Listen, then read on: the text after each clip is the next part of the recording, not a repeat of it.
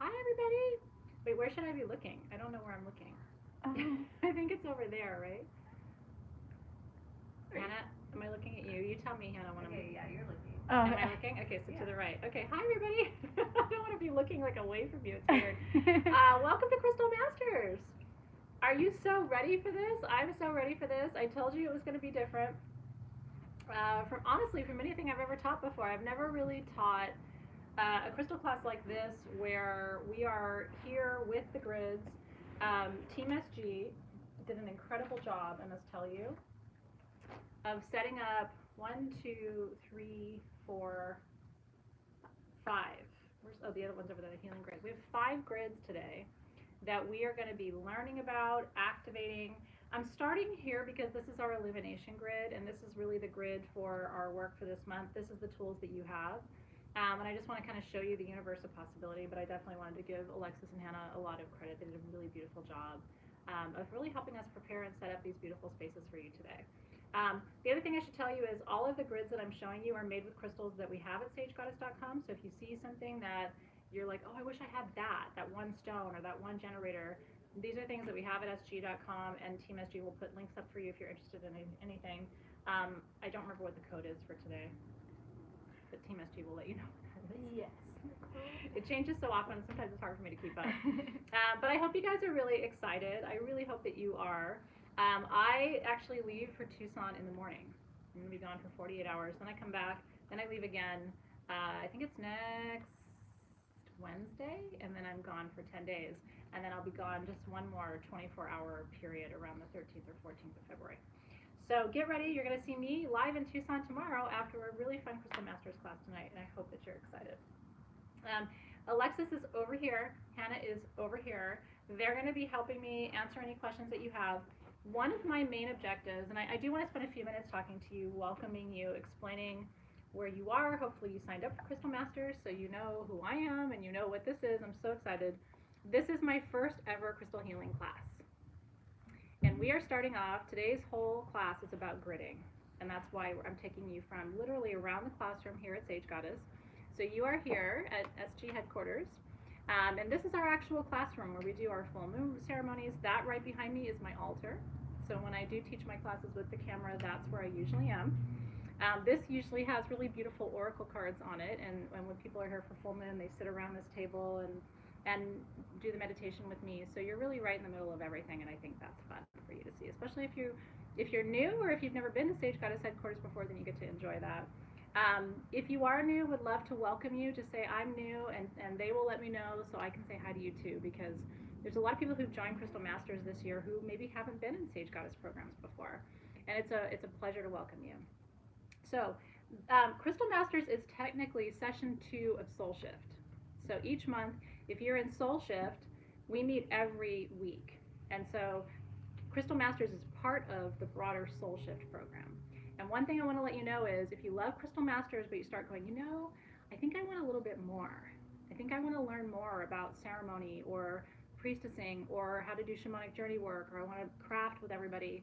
You can always upgrade to Soul Shift, and you can always go backward too. So just keep that in mind. It's a really flexible enrollment program. So if you decide that you got your feet wet tonight, but you really would like a little bit more structure, more contact, more classes, live readings, all of those things, you can always upgrade to Soul Shift, or you can stay where you are. But this is session 2 of Soul Shift or Crystal Masters alone if you've signed up for that program. So please let me know if you have any questions. I'd be happy to answer them for you. So by the end of this year, you're going to have learned the metaphysical properties of at least 100 different gemstones. My team takes notes for you. So you don't have to take any notes tonight. You just get to sit back, relax, watch the show, ask questions, get your questions answered. They're going to take notes for you. And so I really want you to enjoy your learning experience. I was a college professor for a long time, for almost 15 years before I founded Sage Goddess, and I was a corporate consultant before SG2. And so teaching and curriculum design and planning are really my passions. I want to make sure that you get what you need. So if you have a question, don't be shy. Usually, and this is true for every class you'll ever take, usually if you have a question, somebody else has that same question. And there's a sense of like relief when you ask it, like, oh, I'm so glad she asked because I was going to ask, but I'm too shy. So don't be shy. There are no dumb questions, truly. And I've already told Hannah and Alexis to just interrupt me if there's a question that really needs to be answered in the moment, because I really am here at your pleasure and at your service. So over the next 12 months, you're going to learn about more than 100 different metaphysical properties of stones. You're going to learn about more than a dozen different stone types. Like tonight, you're going to be learning about double terminated crystals, and you're going to be learning about quartz and how quartz functions in a grid. You're going to be learning about how to activate a grid and what tools you need for that. The one thing you will need to activate your grid tonight, if you're going to do that with me, your Crystal Masters grid, is you will need a double terminated quartz point. This is my wand activating, this is my grid activating wand. And if you've been with me for a long time, then you've seen me use this. I used it all the way through Soul Shift last year. It does not have to be this big. I mean, any double terminated wand will be good for activation. One thing you can do, and just let me show you, I'm going to take my lantern off. One thing you can do, so here's the Crystal Masters grid all set up. So this is everything that you got in your grid, your 2 apophyllite points, your 2 scolecite wands, then your 4 quartz points, and your generator in the middle. You also received these 2 double terminated activator diamonds in your grid. These are the stars of that show, okay? And you can actually use this to activate your grid. So if you want to keep these as part of your grid, which you certainly can do, they add a lot of extra energy and power to the grid. You can certainly leave them there and use a wand like this to activate. Or if you don't have a double terminated wand, take those off of your grid and use one of them to activate it. Does that make sense? Do you guys have any questions about that? Because I just want to make sure you know that you have everything you need. I tried to design your tools this month so that you wouldn't need anything else. If you want to have other things, you're always welcome to do that, but you really don't have to have anything else. But if you want to put your diamonds in your grid and not use them to charge, I'm not going to be using mine to charge. I'm going to put them back in my grid. Then you can have another double terminated quartz point to charge. Sound good? Can you use any double terminated one? You can. So you can use any double terminated quartz wand. And the reason is this, and you know, for some of you, some of the things I'm going to tell you, you already know, but it's good to still hear it. I'm still going to cover some of the basics in Crystal Masters because some of you are brand new. And so that's why I'm saying there's no dumb questions. Everything is, and even if we already know, it's still good to hear it one more time. Quartz is a very important mineral, and it is the highest vibrational mineral you can work with. The clearer it is, the higher the vibration it carries. Quartz can be programmed to work as if it is any other crystal in your collection. And we're going to talk about programming crystals this year. But it does have to be quartz. Now here's what I want you to remember. Aventurine is quartz, amethyst is quartz, citrine is quartz, rose quartz is quartz, and smoky quartz is quartz. However, when you're activating grids, it's best if you work with clear, pure quartz and not purple quartz, brown quartz, green quartz, yellow quartz. All of aventurine and citrine and smoky quartz are all quartz-based minerals, but they have different inclusions in them that change the color, right? And so it's really important, in my experience, when you charge a grid, you want to have pure, clear quartz and not like a colored quartz that has other mineral inclusions going on. And that's simply because of the energy and the focus. Think of clear quartz like a laser. It's just clear and powerful. And like I said, the clearer it is, the more powerful it is. You'll notice that your pieces in your grid are quite clear. We really tried to give you as clear as we could. And you'll notice that your extractor, your double term extractor diamonds are exceptionally clear, eye clear. And that's because, and your needles are as clear as we can get them too. I'm going to speak tonight briefly, because I'm going to be teaching you how to extract energy in a future session. But I want to speak briefly tonight to the difference between these in your January tools and the extractor wands. They are not the same. They don't do the same thing. And so there were a lot of questions today because if you noticed at sagegoddess.com, we had these blown up. You don't have to have these. These are the upgrade.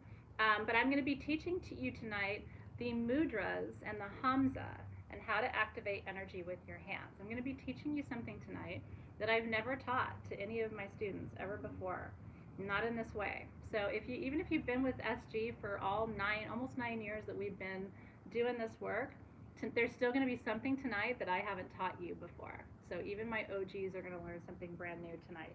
But these are the larger version of this.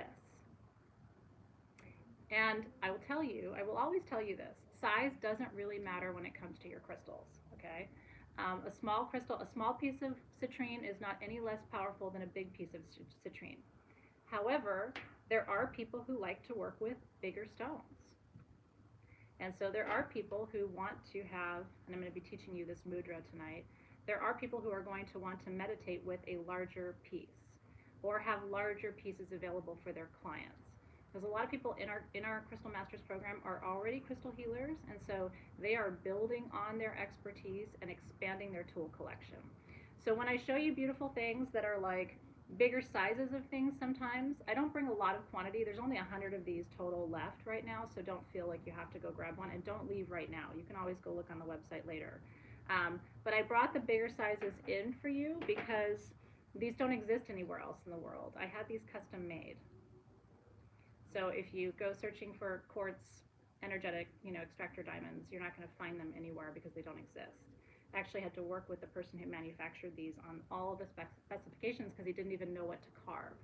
So it was really a process of describing what I was trying to create with these. These are double terminated. Your extraction needles are single terminated.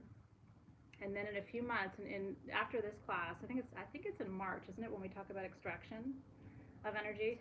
I'll teach you the difference between these and your Vogels. Your Vogels are differently shaped. These have equal weight on the front and the back. Your Vogels have one side that's wider and one side that's more narrow.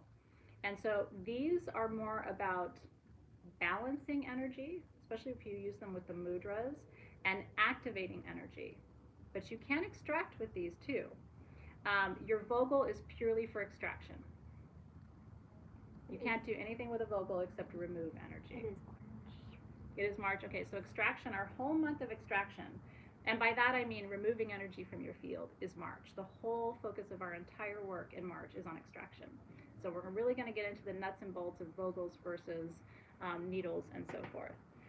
But what we're going to focus on tonight is activation. And so this is more of a dual purpose tool because you can extract and you can also activate with these. But at the end of the day, it doesn't really matter whether you're doing it with this size or this size. It's more about the feel, the experience, the look, you know what I mean, more than it is the actual process. So if you're happy with your tools and you don't want a bigger one, then these are probably not for you. But I do have clients and a lot of people in this group who are like, I'm going to need something bigger. And that's okay. Some people like a bigger tool and some people are like, And here's the thing. For me, I prefer this. Those are sexy, but I can travel with these in my purse. And I travel with my tools. I do a lot of healing on the go. And you probably have had this experience too, and tell me if you have. When I need my tools is when I least expect it. You know what I mean? I'll be at a friend's house and she'll be telling me something and I'll be like, I'll be right back. Let me go see what I've got in my purse, right? And you're rummaging through. It's when I'm at home and everything is set up and I've got everything ready to go, that's usually not when I need my tools the most. And so I always have my needle in my purse. And now, since these came in, I carry these in my bag, in my travel bag, and also in my makeup bag in my purse, in a little organza bag, so that I always have them with me, so I can stop, drop, and meditate anywhere. Because once you learn about these tonight, you're never going to want to be without them. This is, for me, and it's a crazy thing to tell you, this is like top 5 healing tool in my collection, and I've got some things in my collection. But these, once I started to experience the energy of these, especially working with the mudras, because if you put it between these 2 fingers, it does something different than it does with these 2 fingers, than it does if you put them between these 3 fingers. And I'm going to teach you all of this tonight, basing it both in the energy lines and meridians of the body, as well as the Hamza, and the 5 meanings, the 5 directions that are aligned to your fingers, which goes back to the Vedas and the the yogic traditions. And so a lot of what I'm going to teach you tonight about hand positions and mudras and activating energy has roots that are old as time. But it isn't something that we've really talked about, and it's the kind of thing I wanted to wait to teach you until Crystal Masters. So I hope you're excited. Are there any questions that I should respond to now? Yes, just to kind of circle back, Yeah. there was a couple people were asking if it's still okay to activate grids with their finger, like you've shown them in the past. Yes, you can always activate your grid with your finger. Now there are some people who will tell you no, okay? And what I always want to tell you is, when you go out there in the world, there are going to be purists who say if you don't have a double terminated quartz point, you're not activating a grid.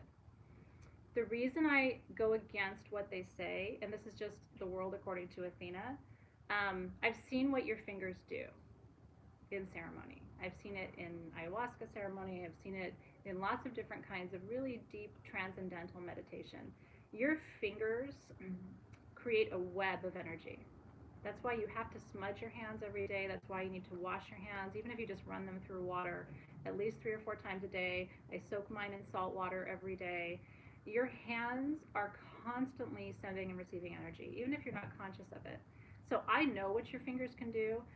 I could activate this whole thing with my finger and never touch this. But from my perspective, if you have a double term, why not use it? But at the same time, I don't want you to feel like, oh, now I've got to run, get this other thing. You really are the magic, right? And so energy moves through your fingers. You're conductive. You're an electrical being. You're conducting energy all the time. So to the purists, I would say, I don't agree with them, but I want you to know that there are people out there who would tell you that they don't agree with that too. A few more questions. Yeah. One of them is, can the double terminated needles be replaced with Herkimer diamonds? No. So Herkimer diamonds do not have as many facets. These are not the same as Herkimers, even though Herkimers are double terminated. And do me a favor, if you have a Herkimer in your collection, try holding one of these in one hand and a Herkimer in the other. I won't have to explain it to you if you try that. But one of the things that's really important about the needles and these diamonds that I had made to specification is that if you pushed hard enough, it would break skin. And that's because when you push down on these needles or on that needle, the diamonds or the needle, it's activating energy through the meridians. And so if you were to take a regular quartz point, my little bell. If you were to take a regular quartz point, you'll feel the difference. It's very, very, very different. And it's not the end of the world if you don't have these, but I just want to explain to you the difference. You can't conduct energy the same way without the sharpness of determination. Now, if you were to have a Herkimer diamond carved, which you could, but you wouldn't need to, because these are water clear, and the only benefit really of Herkimer diamonds is the clarity. So I would say you probably wouldn't need a Herkimer in that case. Also, they're asking if they can activate their grids with either selenite or smoky quartz. So here's what I will tell you. Use your intuition. If your intuition says use smoky quartz, go ahead. In my experience, you cannot activate a grid with selenite. And the reason is selenite does not have the same frequency. Selenite has its own, and these are all bars of selenite. Selenite has its own beautiful metaphysical properties. You've seen me for years opening my wand with this selenite wand, or opening my circle with selenite wands. But selenite is nowhere near the frequency of quartz. So it's also not programmable. So selenite does not have the ability to web, what we call web the energy, the way your finger does. Your finger actually conducts more energy than selenite. Smoky quartz is okay, but again, it's about clarity. So if your smoky quartz is eye clear, then I would say yes, go ahead and activate your grid with that if you want to. If your selenite or if your smoky quartz is not eye clear, is somewhat opaque, in my experience, I would not activate your grid with it. I would use your finger instead. But that's a great question, and I'm glad you asked. But if your intuition, I will say this, and maybe it's age. If your intuition tells you to do something, even if I'm telling you I don't do it, then try it. I mean, I really do believe that your intuition is accurate, and if it's leading you to do something, even if I'm like, no, that's not how the purists do it, or that's not how people are trained, you should probably always try it, because there's probably something in your intuition that's telling you that may, just because Athena's over here telling you it's not the way people do it, doesn't mean that isn't accurate for you. Also, I just want to address there's a handful of people who are having trouble hearing. Okay. We've checked on our end on multiple devices, and the sound is fine for us. Okay. There's not really anything we can do at this particular moment, but we will definitely look into this and see what the issue is for next time. Yeah, if you guys need a microphone, but in the meantime, what I would do is pop some headphones in. Put your headphones in. If you're having trouble hearing, I'll try to use my teacher voice too, and then if we need to bring a microphone, we can. But just, Team SG is checking the volume. Same thing with Soul Shift last night. The volume was like loud and clear on our end. It may actually be your system, but one of the things you can do to amplify the sound is to put your headphones in, and that probably should help you at least for today. And then we'll double check and troubleshoot on our end if there is an issue. We will definitely look into it. Okay, anything else before we take off? I saw one more question before we move on, and it was, they were asking what the difference between a double terminated and an a regular double terminated and a double terminated extractor. Are they talking about these? Yes, so they want to know why can't a regular double term be used in place of that? Okay, so it's about the faceting. That's what I was trying to explain to you. So vocals and extractors have additional facets that a typical 6-sided quartz point does not have. And that speeds up the frequency of the crystal, which allows the energy to be transmitted more quickly. That's why I had these made with additional facets. So like this wand is beautiful and it's double charm, but it's 6-sided, which is what most quartz points are. Because remember that quartz is a hexagonal mineral, meaning it's 6-sided. And so most of your generators, most of your double terms, most of your points are all 6-sided. Nothing wrong with that, but this has additional sides, which amplifies and magnifies the frequency of the crystal itself. So again, it's not about, and part of the reason I included these little multifaceted pieces in your toolkit for you is I wanted you to experience it. You've got a regular quartz generator in there, you've got regular quartz points, 6-sided, right? And then you've got something that has the additional amplification. So if you're working with both, I would love to hear from you, your experience of working with the additional facets and then working with a regular double term. So it's not that one is better than the other, it's different, is what I would say. And here's the thing, like some of you will ask me, oh, I don't have scolecite, what can I use? I don't have an extractor, what can I use? My mantra for this whole year is going to be, there are no substitutes, because it's really true. When people say, I don't have lavender oil, what can I use? When we recommend something or work with something, usually there's an intention behind it. So I'm not going to be able to easily say, oh, substitute Dambarite for scolecite, because that isn't accurate. But what I would say is follow your intuition. So I'm going to teach you what I know to be true and how to use the tools that I provide you. But then if you want to do something different, just trust that process and experiment with it. But I want you to play with trying something different, which is why when you get your toolkit, there's going to be different shapes and sizes and engravings and markings, because I want you to experience something that's a little bit different, especially if you've been working with crystals for a long time. Sometimes we get kind of stuck in our patterns and our ways of doing things, and if you haven't worked with a tool before, you kind of don't know on a visceral level, on an experiential level, what the differences might be. So it's good to ask all the questions, but one thing I would tell you is I probably won't have a lot of suggestions for substitutes, just because the whole focus of this class is to teach you the nuanced differences between things, and then for you to make good choices, use your intuition and engage that there. Okay, so if you have a double term to activate, that would be really, really great. If you don't worry. Now you know what these are on sagegoddess.com, so you can decide if you want one. They are there, but don't go there now, because I need you here for our work. You can always go back to the website later. Okay. So I'm going to begin by smudging, and even though this is a crystal class, there's still certain parts of magical protocol that we have to go through every time. And you can't see my face, but I'm here, but I'm going to focus on the tools and the process. So that's okay, Alexis, I don't need to I'm not the cutest thing in the room right now, so you don't need to focus on me. So I want to invite you to take a nice deep breath. This is white sage, Salvia apiana, which is a really powerful plant spirit for clearing, transmuting. And as a crystal healer, I will tell you, I was talking about this last night with Soul Shift. Preparation is everything when it comes to healing. Having the right tools, taking the right steps, clearing the space. I had a crystal healing session one time. This was years ago, probably 10 years ago. I had a crystal healing session one time with somebody who was, sort of touted as a really great crystal healer. And the person didn't smudge. Walked in, asked me some questions. I wrote some stuff down, asked me to lay on the table, got started. And I was like, are you going to smudge?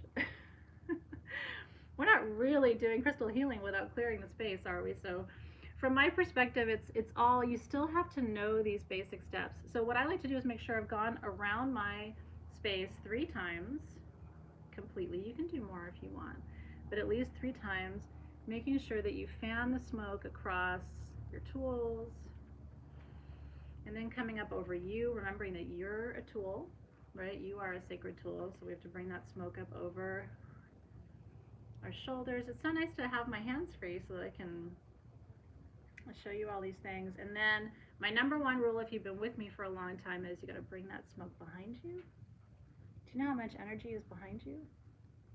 And yet we don't smudge behind us.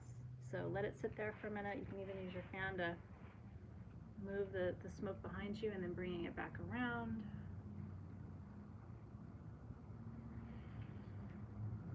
And then if you're doing a healing ceremony with your crystals, it's nice to also include Palo Santo. Palo Santo means holy stick. Palo means stick in Spanish. I live in Palos Verdes, California, which means green sticks. And so Palo Santo is a holy stick. This is one of ours that we've infused. This is champaca. But so what you can do is do a second round, especially if you're doing healing, a crystal healing session for physical healing, because the smoke of Palo Santo is antibacterial, antimicrobial, and antifungal. And so let that, catch a flame for just a minute. And as you're preparing to hold space as a crystal healer, it's about you becoming grounded and mindful and present in the process too. You're not just clearing the space, you're clearing your own energy field. And this is a good time to start to focus on your intention, remembering that our work here is about illumination, right? Our January theme is illumination. And the word illumination comes from the Latin word for light, which is lux.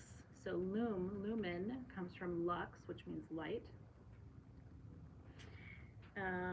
And so we're here to bring light to our space, to our physical body, to our client if we're working with someone else. And again, behind you, just good protocol. A little bit for you. Wish you were here. You're kind of here. Clearing away.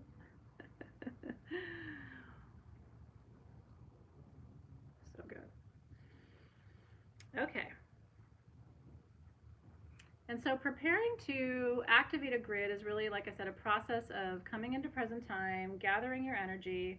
If you're in Soul Shift, this is your lantern that I gave you this month, and it really was designed to go over your grid, so you can sit it just like that. But since I'm activating right now, I'm going to take my lantern off.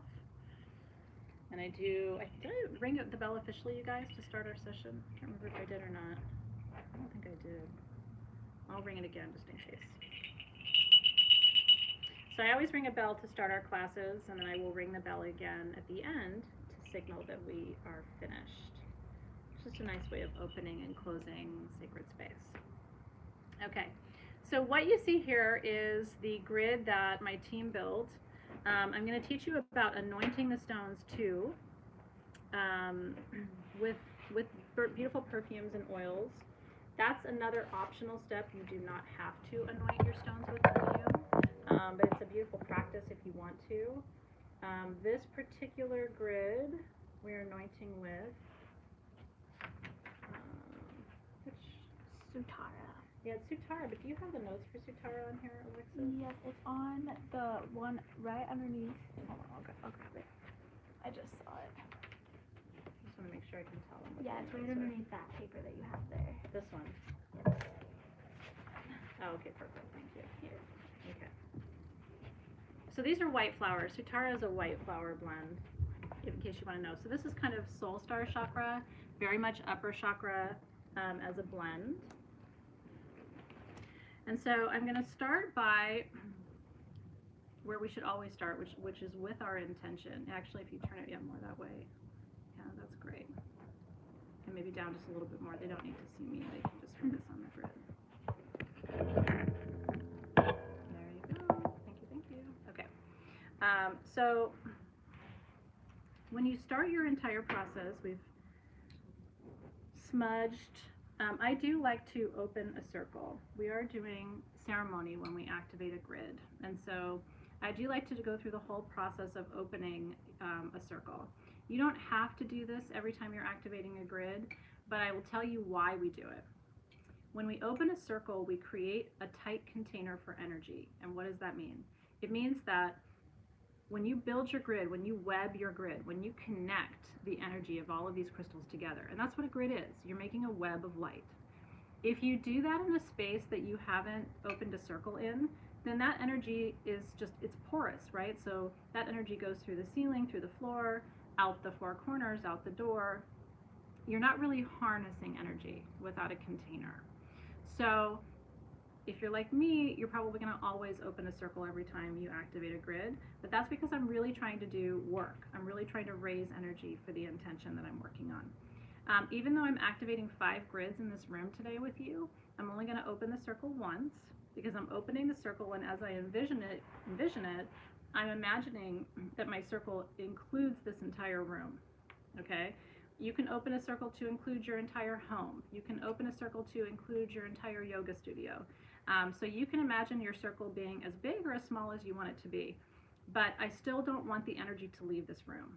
Does that make sense? Does anybody have questions about that? Because that's really an important point. And I've noticed too, when other people teach crystal healing and teach gridding, they don't talk about opening circles.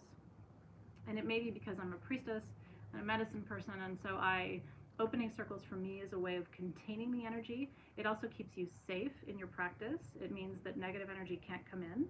And so you kind of delineate the boundaries and borders of the work that you're doing. So let us know if you guys see any questions that you think need to be answered. I'd be happy to do that.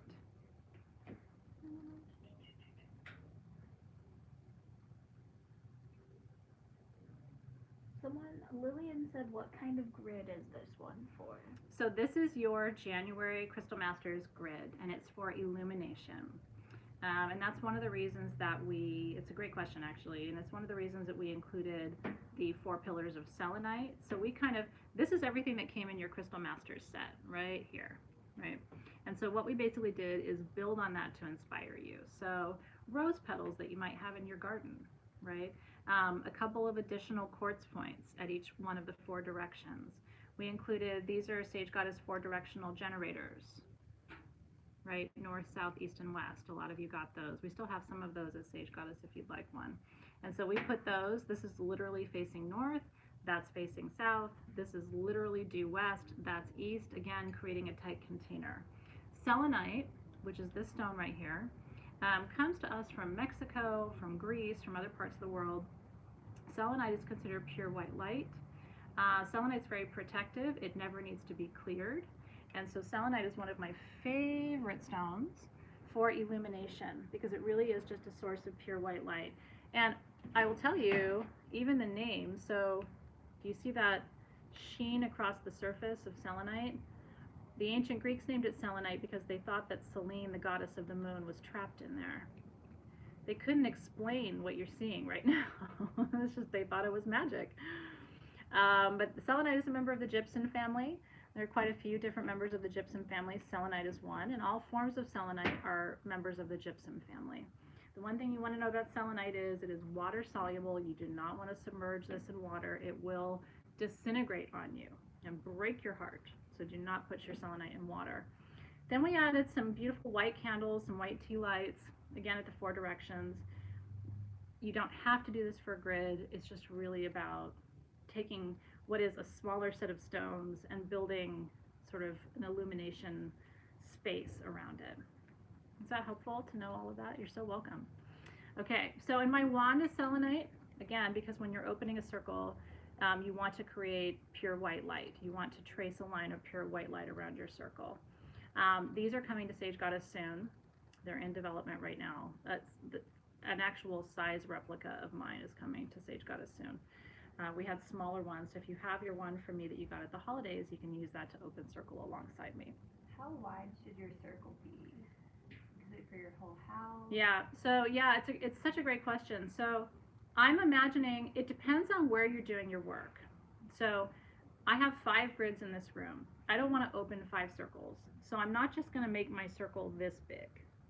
I'm going to imagine that my circle is this entire classroom. So your circle can be your entire house. I do a lot of ceremony at home in my house with my teachers every couple of months. And so we open a circle in my house when we're doing ceremony that covers the whole house as a form of a home blessing. So every time you do ceremony in your house, I would recommend that you include your whole house as part of the circle, because you're really expanding the light and the energy and the flow of energy throughout the entire space. But you can open a circle this big, or you can allow your circle to include your entire city if you want. Your circle shouldn't include the entire universe, because otherwise you don't need a circle. Do you know what I mean? Like, at a certain point, if you're including everything, then why are you doing it? And again, you're opening a circle because there's light energy in this universe and there's dark energy in this universe. There's light matter and there's dark matter. I don't think I have to teach you that. And when you are raising energy, it attracts both kinds. And because I only work with light energy, and I only serve light energy, when I open a circle, I am very clear that darker energies, lower vibrations, are absolutely not welcome. Now, you may feel differently. Some people actively work with dark energy. It's just not my game. It's unstable, it's unpredictable, it can be harmful, and it can be misdirected. So, it's important for you to know, as someone who's working with me, like, I'm very committed. I acknowledge there's duality in the universe, but I don't serve it. So I'm only working with the highest, most divine, pure white light of peace, love, and harmony. And those other forces in the universe are welcome to exist. They're just not welcome to be part of my grid. Is that helpful? Okay. Yes. Okay, cool. People are asking if it's okay. Well, it's kind of a 2-part question. Yeah. Do you recommend gridding on a mirror? And the second part is there a particular surface that's best to grid on? It's a great question. I like to grid on mirrors a lot because they're reflective, right? As above, so below. So I love gridding on mirrors. I also we have so many different like tables and textures. I tend not to grid a lot on fabric. I tend to grid a lot on wood and on metal. When you can get copper, that's also really great. We're going to talk tonight about conduction, okay? Some of your crystals and minerals and metals conduct energy. Apophyllite, for example, is a conductor. Did you know that apophyllite conducts energy? Just as powerfully as copper does. Quartz is non-conductive. So now your finger is conductive, right? So that's what I'm saying. Like, it's not, and conductivity isn't everything, right? But it is really important for you to think about what on your grid or your altar is conductive and what's not, so that you understand the flow of energy and you can manage it. Interesting, isn't it? So yeah, you can totally grid on mirrors. You can grid on almost anything. I mean, sometimes I'll be out in nature and I'll start gridding. Just start gathering leaves and petals, and I usually travel with a little generator about this size almost everywhere I go. I have one in my medicine bag, I have one in my makeup bag, because then this is like, if you want to boil it down, the most important thing you have to have in a grid is a quartz generator. Some kind of quartz. That's the one thing I will tell you that I really wouldn't go back on. I will never tell you it's okay to grid without some sort of quartz mineral in the middle of your grid. And ideally, you should terminate your grid with quartz points at the 4 directions. That's like absolute bare minimum. Everything else is optional. You can put skulls in your grid, tumblestones in your grid, natural stones in your grid, crystals, flowers. You can build it. It can be 100 feet wide. You can build a mandala that takes up your entire backyard. I mean, you can do all kinds of crazy things. But there's no substitute. You have to have either a quartz pyramid or generator or obelisk in the middle. You can do a sphere if you want, but generators are better because generators make little fountains of energy. I'll teach you all about generators and obelisks in a couple of months. But they create a little fountain of energy, a little vortex. And so I always travel with little generators because I like to hike and I like to get out in nature. Like when I'm going to Tucson, I'm going to take a day off and go off and see this one thing somebody said I have to see in the mountains. What am I going to have in my bag? A sage bundle, a selenite wand, and a generator. Because I know that anywhere I am in those mountains, I can start pulling cedar off the branches. I can start building grids. Does that make sense? Yeah. A couple more questions. Yeah. What is the best moon phase to create grids during? It's a fantastic question. And that's what I'm saying, guys. Please keep the questions coming. I love them so much. If you have a question, they have a question too. So I'm really glad that you're asking questions. It is always best, if possible, and that's why we timed this class, to build your grids or take them down plus or minus a couple of days away from the new moon. Okay? At the full moon, energy is coursing. Okay? If you can't do it at the new moon, plus, I mean, really, it's okay if it's like slightly before and just slightly after, but that is the best moon phase for setting up, taking down. At the full moon, what you can do is recharge, reactivate, infuse your grid.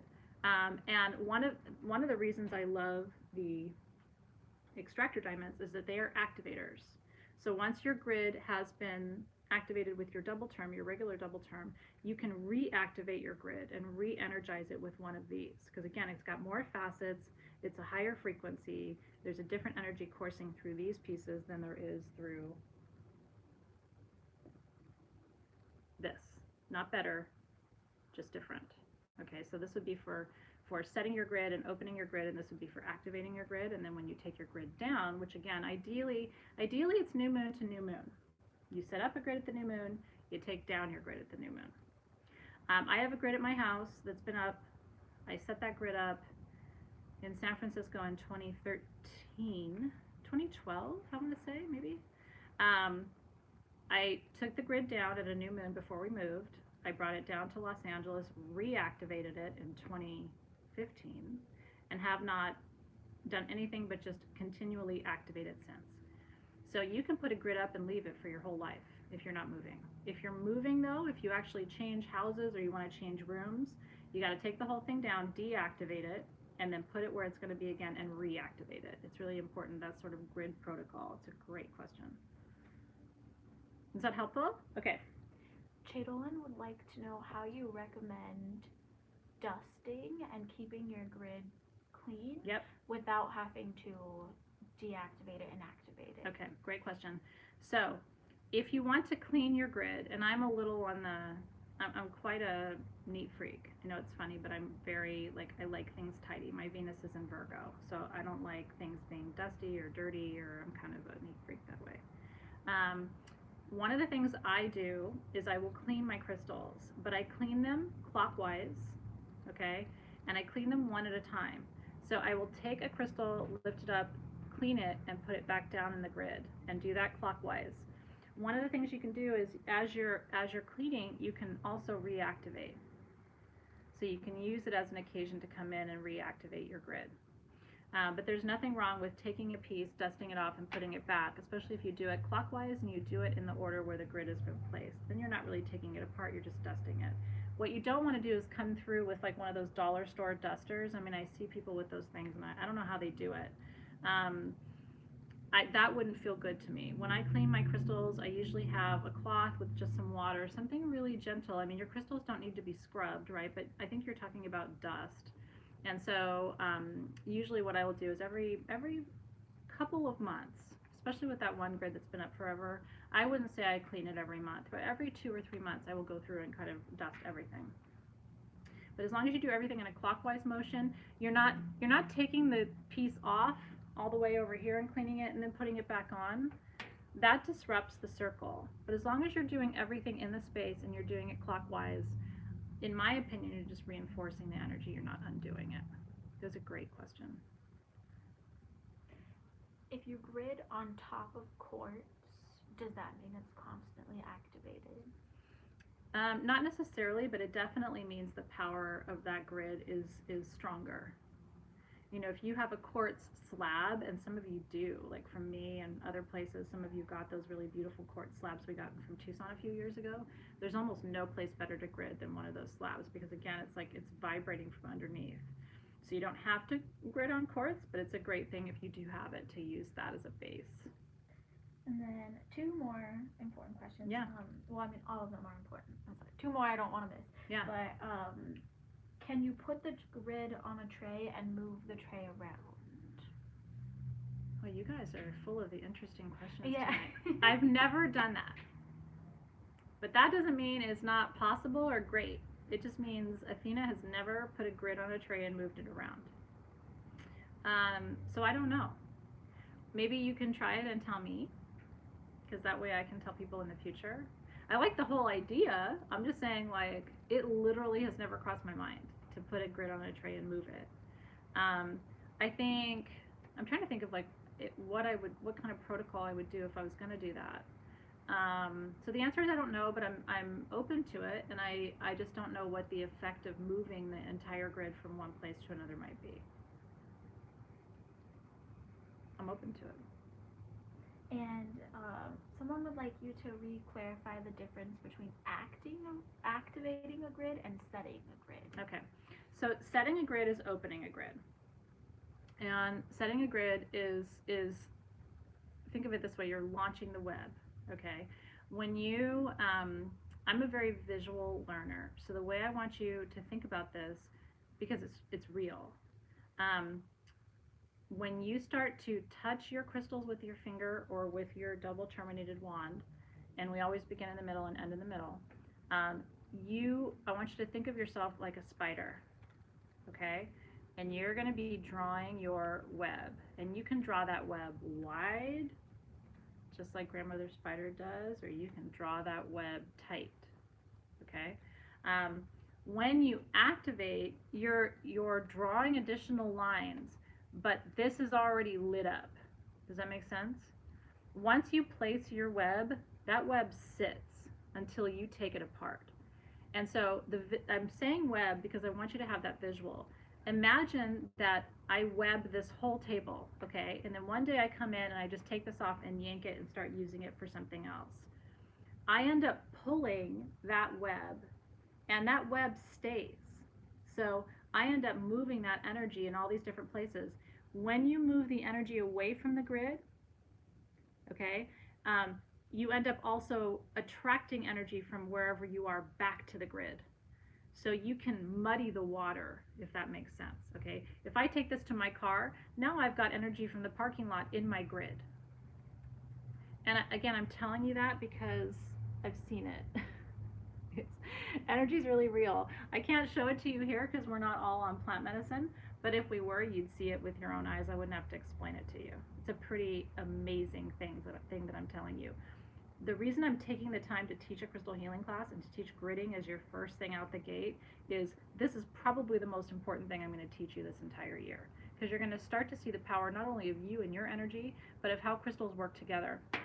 And it's disruptive to move things around. So once you set, the only thing you can do after that is activate, is expand the energy. You're basically drawing additional lines with, depending on what you use, a higher frequency tool. So it's almost like doubling down on the energy of this grid to keep activating it. And you can draw more lines. I mean, the thing will end up looking like an energetic mandala that you wouldn't believe. I wish I could show it to you, but again, we're human and we're in 3D. When you take your grid down, you undo the web in a natural way, and you release these crystals from their commitment. These crystals are making a commitment to do this work together for you, for your intended purpose. When you're done with that, you have to release these crystals. And again, if I could show you the energetics of it, you literally are erasing. It's like removing lines. And then these crystals become free to go and do other work. Hopefully that makes sense. The web is the only metaphor I've come up with to teach gridding, because I need you to understand the energetics of it. It's not enough just to say, oh, boom, boom, boom, boom, boom, boom, boom, like they do on YouTube, and then poof, now you're going to manifest your money. It's like, how did you do that? You did that because you formed a web. Now go out in your garden and watch a spider. You're doing the exact same thing here. And so you have to be tender with that. You can enhance it, you can expand it, you can draw additional lines. But when you're going to take it down, you have to be intentional about that too. So when you set your grid, it's the first time. It's your primary web. Are you ready? Oh, yeah. Shall we web it? Let's web. Okay. By the way, I have no idea what time it is, and I hate time. Hate's a strong word. I dislike time. We're doing pretty good on time. It's 5:02. Okay, good. Time's hard for me. I really do my best to be on this planet and to show up on time and do things on time and know what time it is. It's very hard for me. Okay. Are you ready to open a circle with me tonight? I am so ready to open this circle. So I am opening this circle to include our entire classroom here at Sage Goddess, the entire room where we are working. If you don't have a wand or don't want to open a circle, I am opening the circle for you too. So when you do gridding in my classes or when you do sacred work in my classes, I'm holding the container for you. Even if you don't grid, call the directions, call the circle, smudge, anything. You're in my house now, so you're held. That's one of the benefits of being in a class, is that you're already, my container's open for you. If you happen to open your own circle, then you've got like sort of double the container. Does that make sense? So if you ever forget, don't worry, I'm doing it for you. It's sort of like your mom cleaning up for you, cleaning your room for you, right? You don't have to worry about it so much. And so I want to take a moment just to invite in the guardians of the 4 directions, just to honor and acknowledge them. So we begin here in the east. This is east over here in our classroom, because the Pacific Ocean is right there. So we begin by calling in the guardians of the east. We welcome you into our ceremony space. We ask you to hold the eastern edge of our illumination grid to help us call in divine white light of peace, serenity, and joy, not only for this lunar cycle ahead, but for this entire month and the year ahead as well. We thank you and we welcome you. And to the guardians of the south, we welcome you in, energy of fire, transformation. We call you in tonight to help support our transformation, our growth, our expansion, our curiosity, our playfulness, our wisdom. We give thanks for you, guardians of the south. Welcome you into the space. Guardians of the west, we welcome you in tonight. Emotional healing and renewal. We're going to be doing some healing work tonight, calling in physical, mental, emotional, and spiritual healing, honoring and holding the sacred Western Gateway tonight. We welcome you into the ceremony space. And then guardians of the north, which is the guardians of the crystals. You know, the crystals reside in the north, earth, gateway. We welcome you in tonight for grounding, stability, patience, protection. We thank you for holding the northern edge of our ceremony and our work this evening. And we give thanks and welcome you into the ceremony space as well. Aho. Amen, aho. So it is. Okay. Now, if you are going to anoint with oils, one of the things I like to recommend that you do is begin in the east. Get up on my knees now. Begin in the east. We always begin in the east because the east is the direction of dawn, new beginnings. It goes east is dawn, south is noon, west is sunset, and north is evening. So we always begin in the east and then we end in the east. So when I'm anointing my stones, I like to take a little bit of my oil into the palm of my hand, and I like to start in the east and just make contact with every single stone. Doesn't have to take long.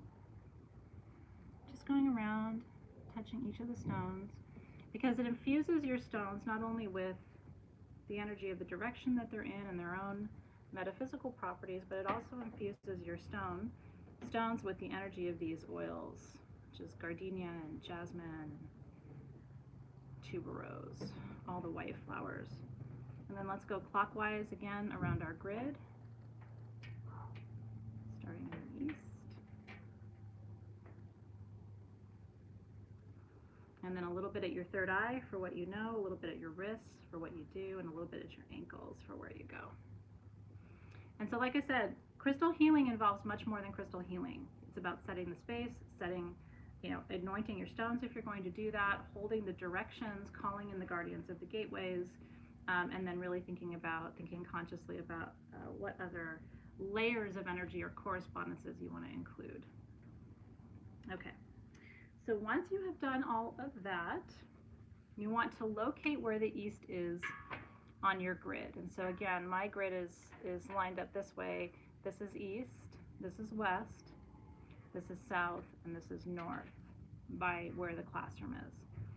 So you can begin anywhere you want, but it's nice if you can to begin charging your grid and to open your grid clockwise, following the 4 directions. But we always begin in the middle.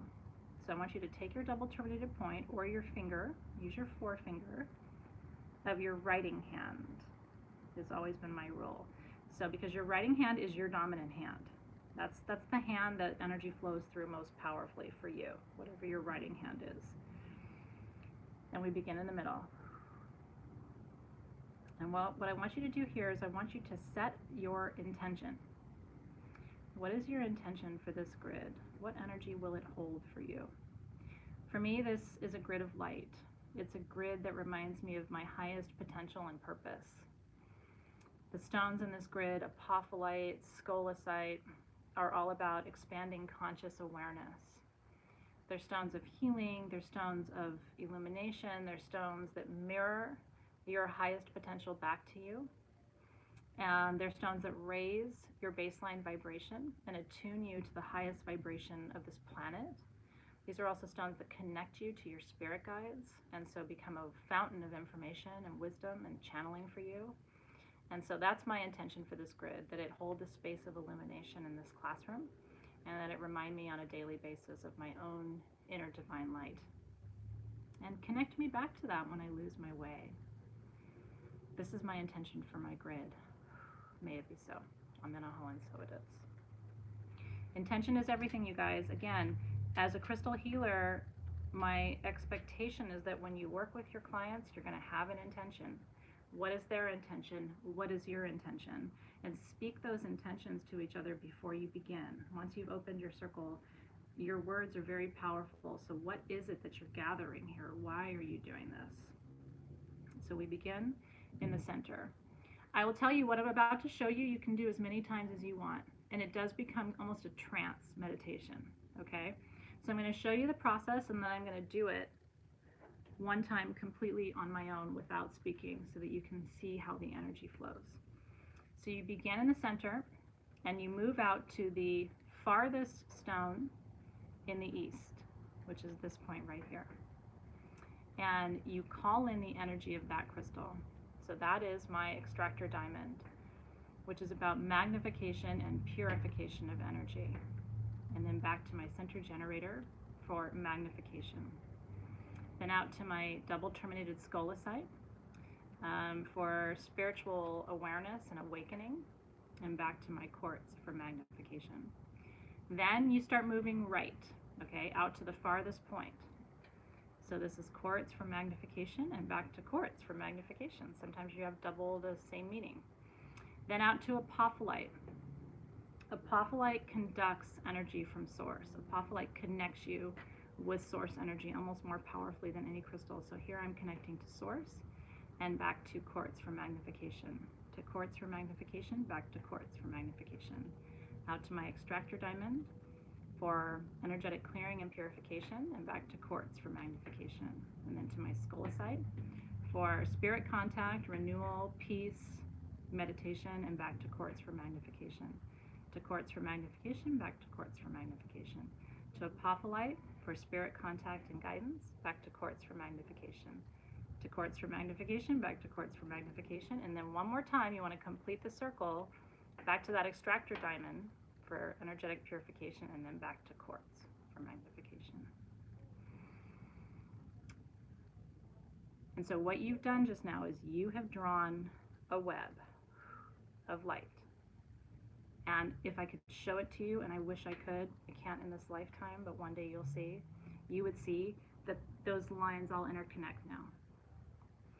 And so now we just call in the blessing. So until this grid is deactivated, may it hold the space and the energy of my intention. May it be a constant reminder of illumination. May it attract illumination into my heart, into my physical body, and into my space. May all those who work here and visit this place feel the illumination coming from this grid and be blessed by it. Amen aho, and so it is. Now, I never just do it once because I like it. I like to grid. So I'm gonna activate. I'm gonna open the grid just a couple more times. I'm gonna set the grid for you, and I just want you to watch the process because if you weren't here, this is what it would look like.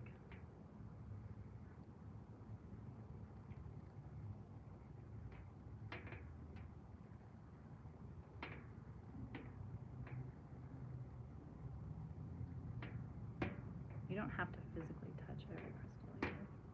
The energy lines cross whether you touch the crystal physically or not.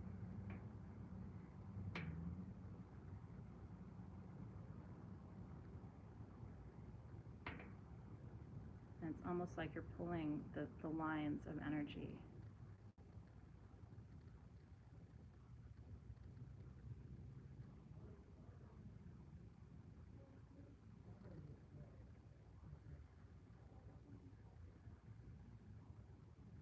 And I will go into a trance. I mean, I'm almost there now. And I'm just imagining I'm like a spider weaving my web.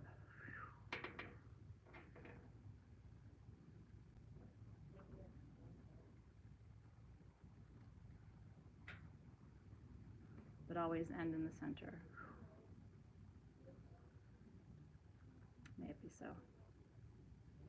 Now, if you want to take a step further, once you've set your grid in the center, you can now grid your grid to the 4 directions. Okay?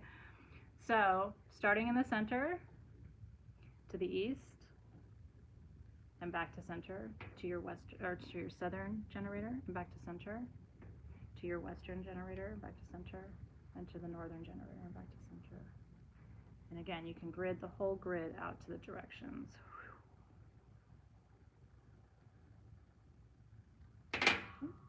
Nope, get back up there. And again, I wish you could see what you're doing. It's beautiful. These lines are real.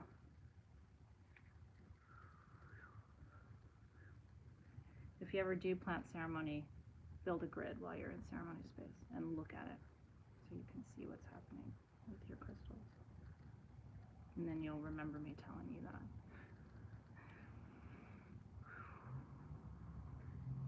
We have some really great questions. Can I ask you? Please, please, please, Okay. jump on in, yeah. So, she's been asking this, and I missed it earlier. But Tondra would like to know if it's okay to use an orgonite centerpiece. That's a great question. I don't see why not, Tondra. That's another case because I haven't worked with orgonite much as a centerpiece for a grid. If you wouldn't mind just reporting back to me what your experience is like, because the truth is I don't know. But I love it. I mean, I love orgonite. I've had plenty of powerful experiences with it. I'd say it's 50-50 in my community, Tondra. 50% of people are like, oh, I love orgonite, gotta have orgonite. And the other 50% is like, I don't like orgonite, it doesn't work. So I've always felt like it's this literal 50-50 split where people just either love it or don't love it. But I would really love to hear about your experiences with it, because then I can say, well, I'm not sure, but my client Tondra, does X, Y, and Z with it. And I do actually think that orgonite is conductive, but it's partly because it's the mix of metals and stones that makes orgonite so powerful in my experience. But I think it was a great question. And someone asked earlier, she said that she's heard that rubbing the oils on the stone Mhm. so, like, keeps the energy out. Like it Ooh. blocks the energy. That's what I meant to say. I mean, I'm not laughing at you by any stretch of the imagination. It's just that every single stone that I've ever owned is doused. So that just hasn't been my experience. But again, if your intuition says no oils with crystals, my experience has been that the oils magnify the energy of the crystals, because remember that oils, essential oils, are living. They have their own vibration, and your crystals have their own vibration. And so especially in Wiccan practice, which is where I was originally trained, I wouldn't consider myself Wiccan, but I was trained as a Wiccan high priestess. When we talk about correspondences in magic, and so let's say you do money magic on 5/5 at 5:55 p.m. with 5 pieces of aventurine and 5 pieces of citrine and 5 drops of cinquefoil, and you know what I mean? Like, these are all layers of correspondence that magnify the energy of the work that you do. So I would say you don't have to work with oils if you don't want to, but in my experience, it's the opposite. The oils actually magnify and bring their own vibrational energy as well as their own metaphysical properties to the stones. And it's 5:16, so I think we should start. Let's move on over. So I want to show you just one more thing. So I'm going to put my lantern back over, because this is how we intended it for you. You have to be careful with it so that you don't disrupt your grid too much. And if anything gets disrupted, just move it back into alignment. And are we deactivating the crystal grids today, or will that be at the end of the year? So what I want to do is show you deactivation, but I'm not going to actually deactivate this because Alexis, Hannah, and I want to leave this grid up in the classroom. And so I'm not actually going to take this down, but I'm going to walk you through what deactivation looks like. And then at the end of the year, we will deactivate grids together. So you'll have like a live demonstration, and then I'll just, for tonight's purposes, in case you want to know more about deactivation, I will show you. Is that helpful? So this grid is alive. This grid is vibrating. It feels really, really good. Do you feel the energy of it? It even looks a little different to me. Usually grids do after we've activated them. So now we're going to move over to our next. And by the way, just to remind you that those generators are still at stagegoddess.com if you would like them. This is how the set of 4 directional generators come. They all come in a little individual velvet bag. So if you would like to have those 4 directional generators, we had them made for the holidays, and we have, I think, 2 or 3 dozen sets of them left if you'd like one. Okay. Right, so we're gonna move over. So we're gonna go over here. And Hannah is gonna keep an eye on the screen. Oh, push this. Sorry if I'm making you sick, guys. Can you kind of describe why you would use a generator instead of a sphere or even a tower? That's a great question. I mean, here we have an obelisk, okay? And keep in mind, so we're doing a whole month of Crystal Masters on generators and obelisks, and we're doing a whole month on Crystal Masters on spheres. I'm trying to like come down so you can see me a little bit, because I do miss you. But really what you need to see is right here. I'm not as important as that.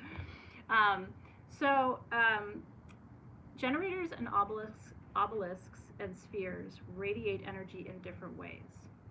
And we'll talk more about this when we talk about each individual shape. An obelisk is 4-sided on the bottom. A generator is 6-sided on the bottom.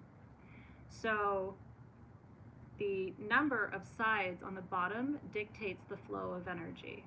This is a cube. This is a hexahedron. It represents balance of the 4 elements in the 4 directions. So this is better for a grid of balance, of healing. In some cases, an obelisk can be more powerful for healing.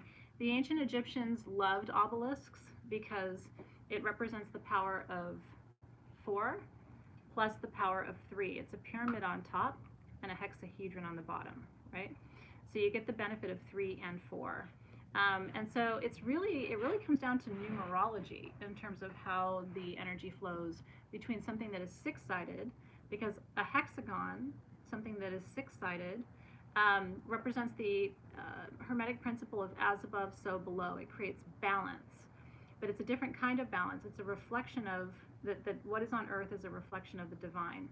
This is human balance. The 6-sided is spiritual balance. So it just depends on what kind of energy you want to flow through your grid. That's the best I can do for you tonight until we get to our whole focus on generators and obelisks, because I'm going to teach you about the history of obelisks, especially in ancient Egypt, and how they were built, why they were built, and energetically what the differences are between the two. But for tonight's purposes, that's probably good enough to get you started. A sphere radiates energy in 360 directions, or in 360 degrees in all directions. A generator and obelisk raise energy skyward, okay? So this is a more limited flow of energy that comes from a generator and an obelisk, but it's also tighter. Does that make sense?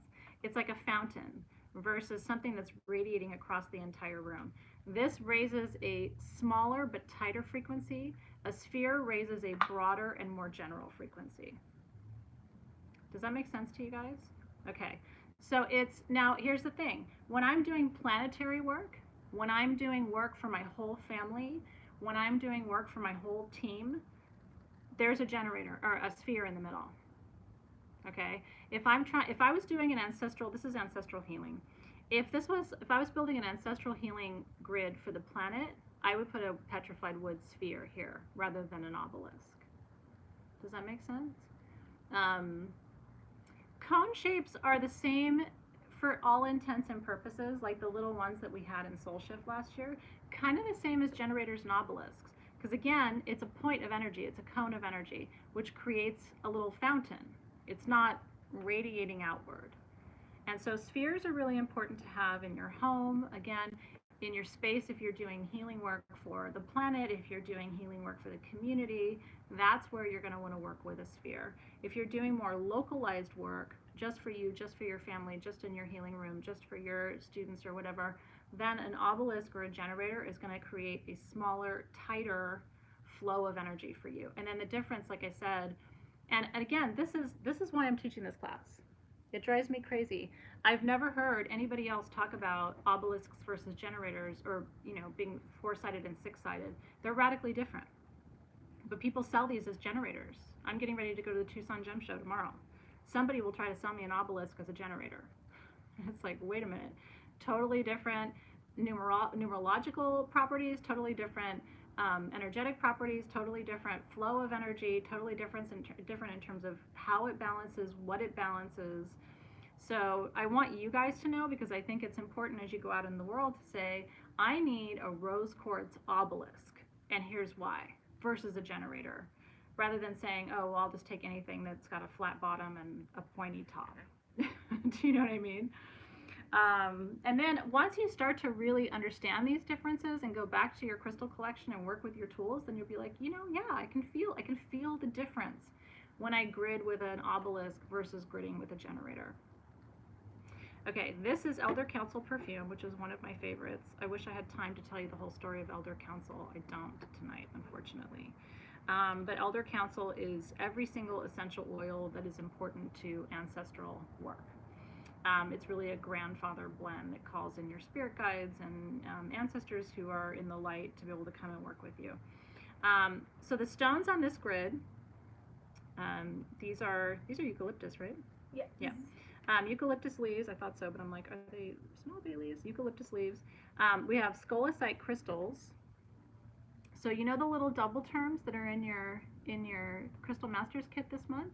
These are the actual crystals. Some of you got these when we had these. There's still 5 of them left, but not that many on sagegoddess.com. But if you're a scolecite-aholic, these were pretty rad. So you can grid with these if you bought these when they were in the shop. These are actually really, really sharp too. So you can almost use these. They're not terminated, but you can activate the mudras with these just like you can with the double terms. And before we're done tonight, I'm going to teach you those mudras so you can start using those. So we have rose quartz skulls at the 4 directions. We have our scolecite crystals, and then we have double terminated quartz points. Actually, some of them are single, some are double, which is fine. You don't need double terminated at the 4 directions. One point that I want to teach you with this grid that I didn't teach you with the last one, if you want to send the energy of your grid out into the world and share it, let's say I wanted this energy to be for anyone who ever comes into this classroom, and I was going to leave it up. You want all of your points facing out if you only have a single termination. If you want the energy drawn inward just for you or for very tight, very specific personal work, you want to turn all the points of your grid inward. The first thing I notice when someone grids around me is whether they have their points in or out. Okay? So scolecite is a member of the Synergy 12 family of crystals. And each one of the Synergy 12, that's a term coined, by the way, by Robert Simmons, who's a great man and a really sort of a founding father of a lot of the work that we do. Super nice man. Somebody was asking me if I'd met him the other day, and I couldn't find my picture with him, but yeah, I've met Robert Simmons many times.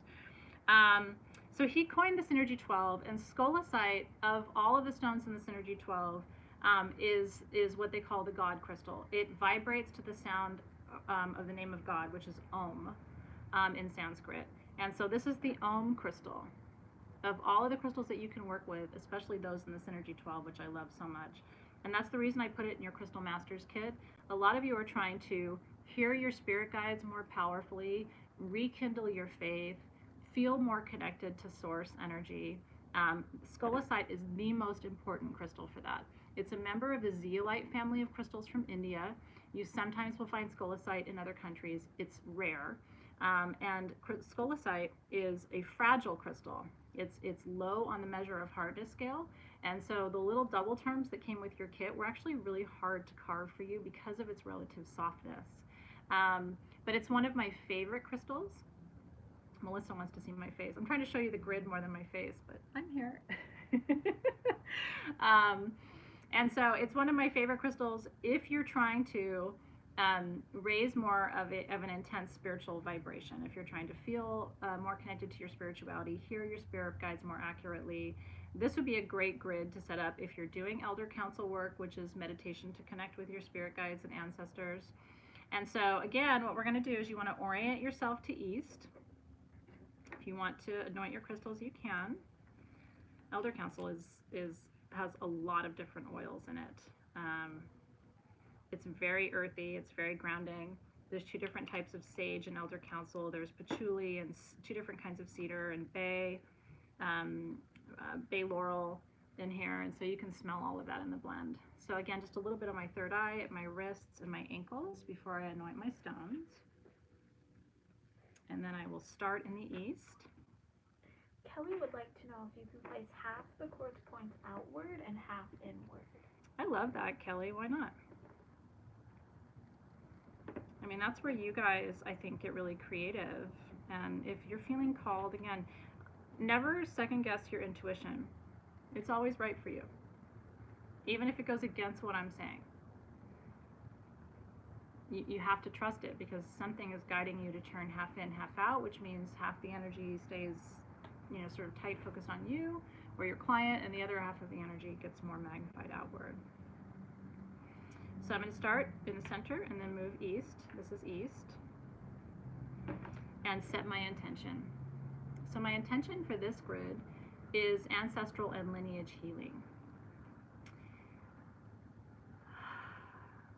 And so I seek at this grid to connect more powerfully with my ancestors, to hear the voices of my spirit guides more clearly, and to receive their guidance in a way that I can activate it, integrate it, receive it, embody it. I also seek to receive messages and wisdom from my ancestors who support me on this path, and to walk in their footsteps to make them proud. Aho.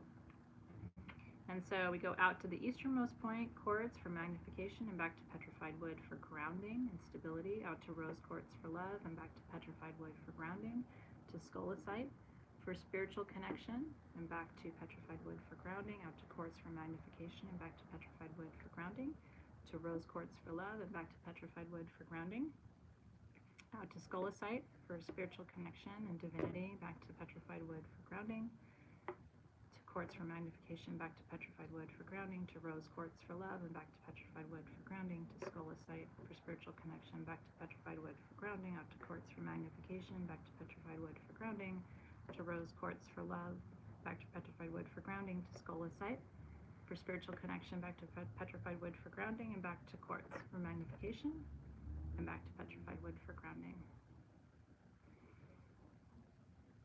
And may the active energy of this grid be used to support and encourage and nourish those who will be in its presence. And may it hold the space for ancestral wisdom, connection, lineage medicine of all kinds, healing 7 generations backward and forward for the highest good of all. Amen, ahom, so it is. And enjoy that flow. I mean, here's the thing, don't go so fast that you don't enjoy the flow of it. Like that, when I put my hand back just now, it's like it's a fountain of energy.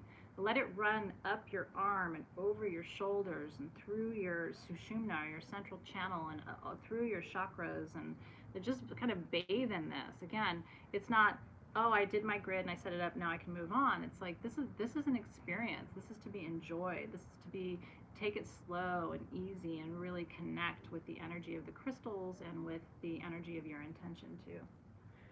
If a child guest cleaning person, dog's tail, or bad kitty disrupts the grid, does the energy web break? It can. So if you have naughty kitties and curious cleaning ladies, it's probably best to let your curious cleaning ladies know that they don't have to clean that for you. Okay? We have a lovely cleaning person here at SG who comes and cleans our building once a week.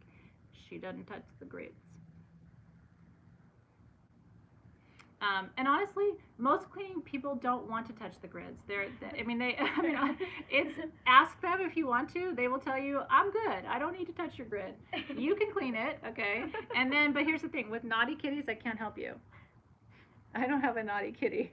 Smudgy's never touched my things. He sleeps in my crystal room, but he doesn't touch my crystals.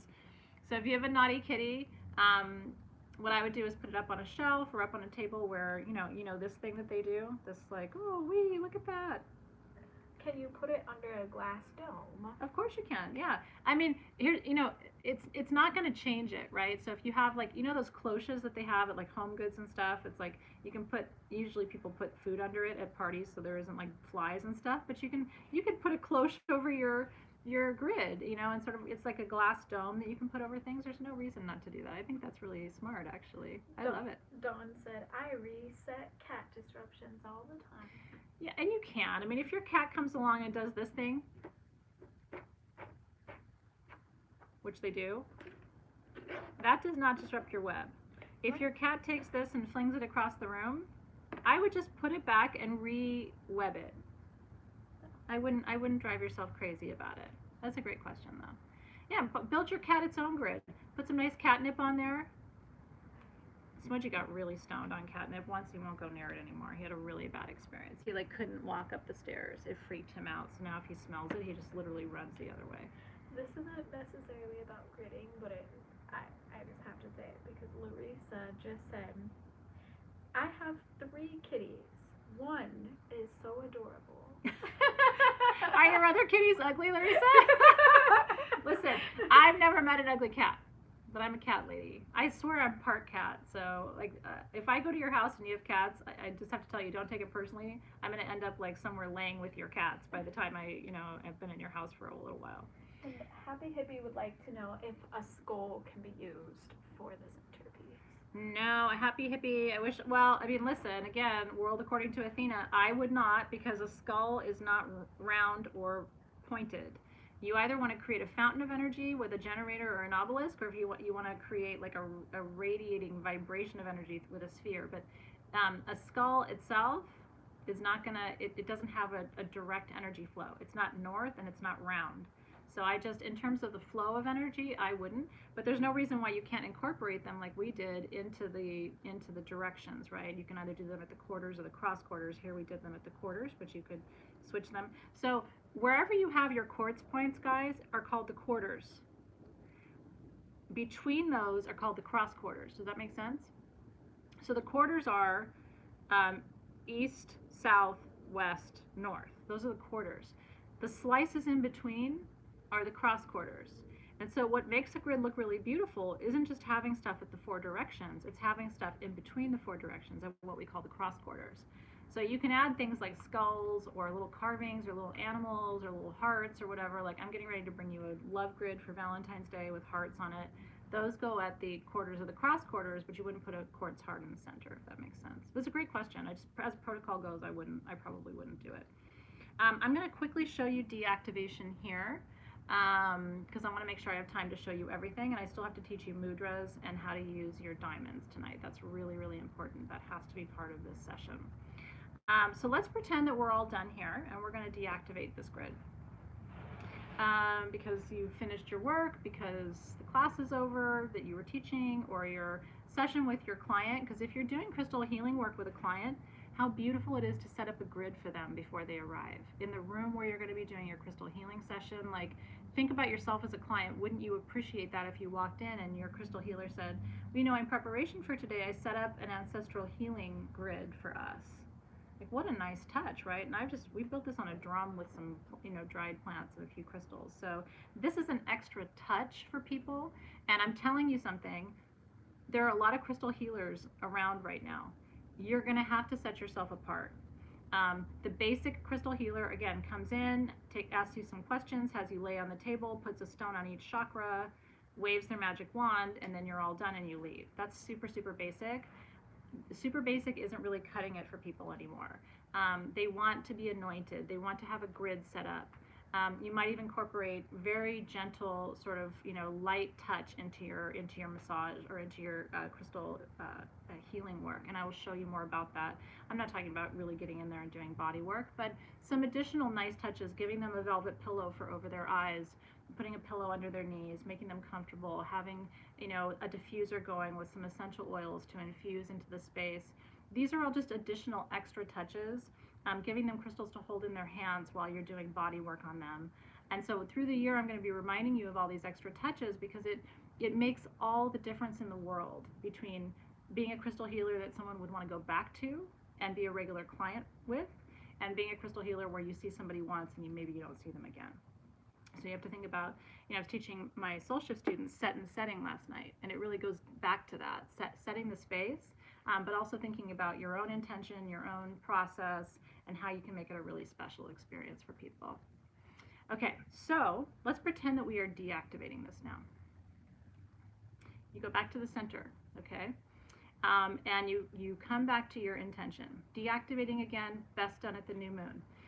When it's the full moon, energy is coursing, it's moving. You don't want to disrupt energy at the full moon. So you want to go back and deactivate your grids at new moons, okay? So you start in the center, and you start in the east, but you're going to go counterclockwise. And so I like to say out loud, I'm releasing this grid and these crystals from their intention and their purpose, for our work together is complete. And so I release petrified wood for grounding and protection. And I release quartz for magnification. I release petrified wood for grounding and protection. I release rose quartz for love. I release scolecite for spiritual contact and wisdom. I release petrified wood for grounding and protection. Again, going counterclockwise. I release rose quartz for love. I release petrified wood for grounding and protection. I release quartz for magnification. I release petrified wood for grounding and protection. I release scolecite for spiritual connection. I release petrified wood for grounding and protection. I release rose quartz for love. I release petrified wood for grounding and protection. I release quartz I should have gone to quartz first. I release quartz for magnification. I release petrified wood for grounding and protection. I release rose quartz for love. I release petrified wood for grounding and protection. I release scolecite for spiritual contact. I release petrified wood for grounding and protection. I release quartz for magnification. I release petrified wood for grounding and protection. And when it's just me, I go a little bit faster. I release rose quartz. I release petrified wood. I release scolecite. I release petrified wood. I release quartz for magnification. And I release petrified wood. And again, it's about your intention in the process. And so I deactivate this grid. I release the tools in this grid from their purpose so that they can be used elsewhere and for other intentions. I release the web of light that surrounds this grid, and I ask that this energy be sent to those who need it, bringing this energy of protection, love, and spiritual connection to all those who can benefit from it. Because remember, energy isn't created and it can't be destroyed, but it can be dispersed. So you're basically releasing it and sending it to whoever needs it. Amen-a-ho.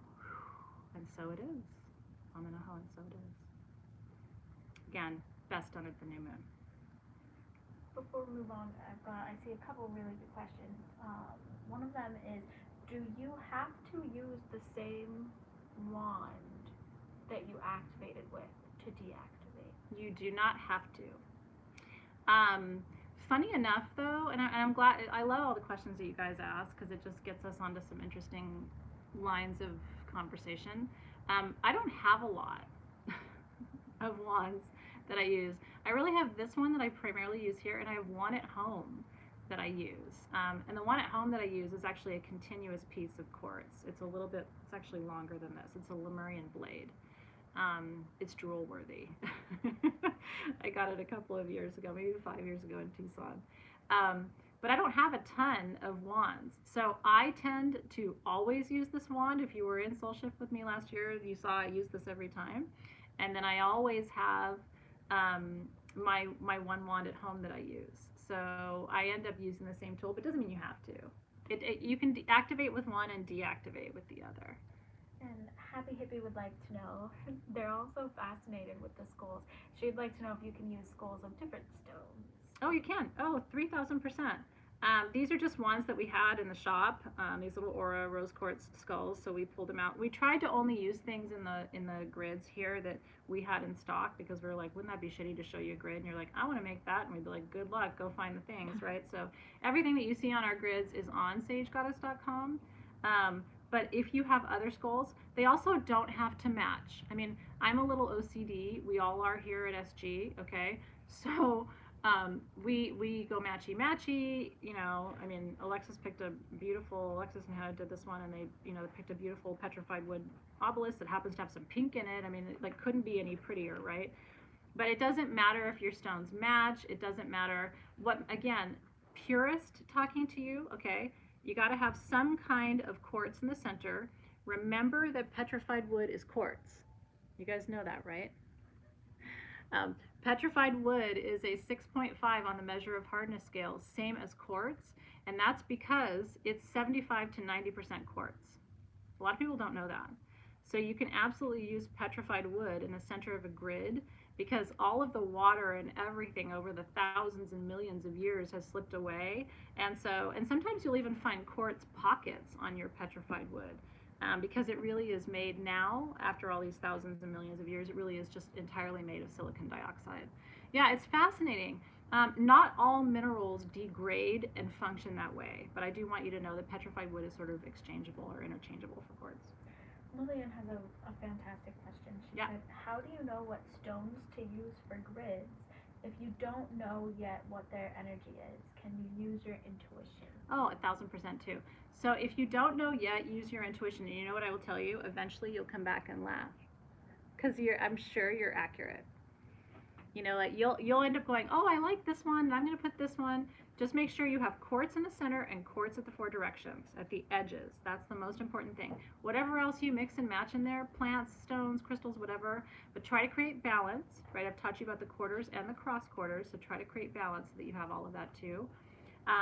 Actually, Alexis, if you can bring I can go back to that grid because I want to teach them the mudras and the yes, absolutely. What do you need me to bring you? What time is it right now, actually? We've got about 5:45. Yeah, we've got 15 minutes. Okay. We still have 3 other. I know, we still do.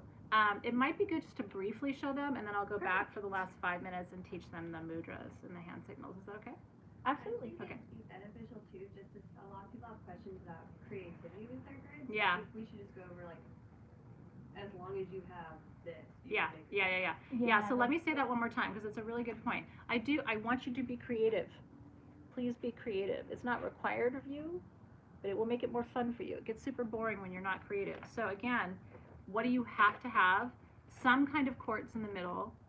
My preference for you is generator, obelisk, sphere. You can also use a pyramid or a cone. What you can't use are carvings because they don't have a continuous and consistent shape, okay? And then you need to have, at the quarters, north, south, east, west, a quartz point. It can be small, it can be real teeny, but it's got to be there, okay? And that's because those are the boundaries. That's what creates a container of energy.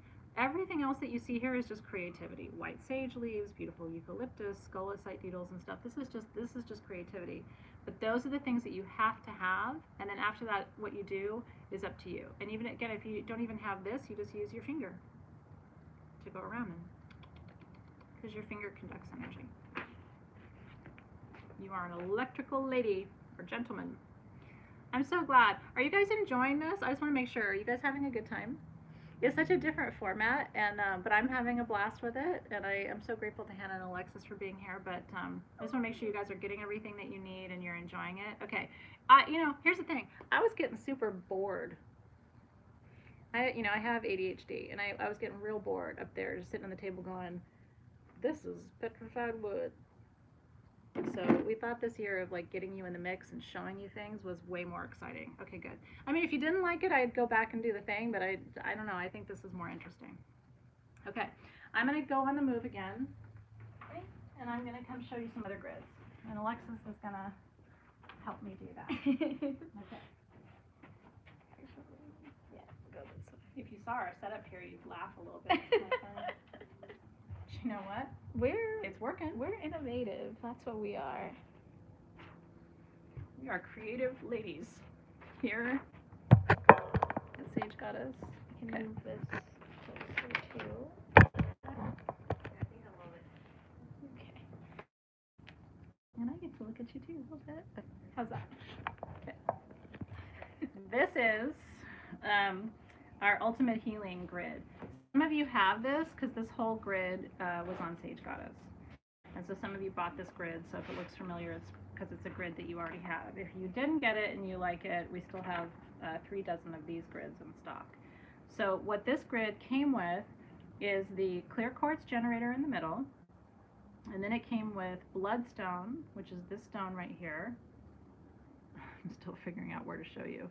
Bloodstone is green jasper with red jasper dots that look like blood, and it is the most powerful stone in my experience.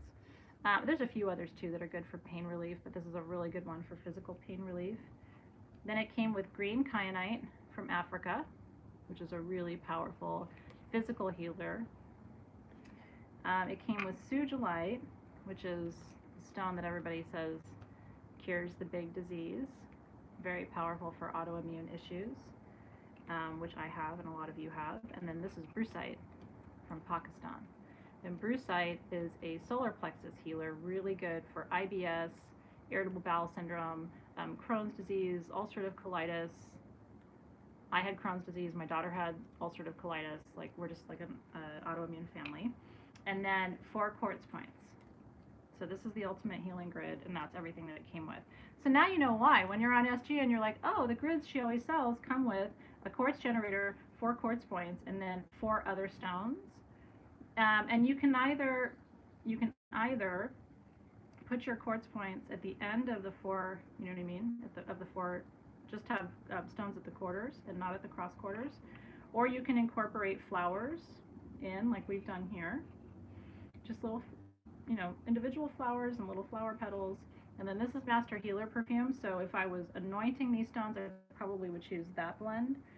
Just because Master Healer is it's a blend of every one of our healing perfumes here at Sage Goddess, so it includes, I think it's 28 different essential oils in there, so that's a good all-purpose healing blend.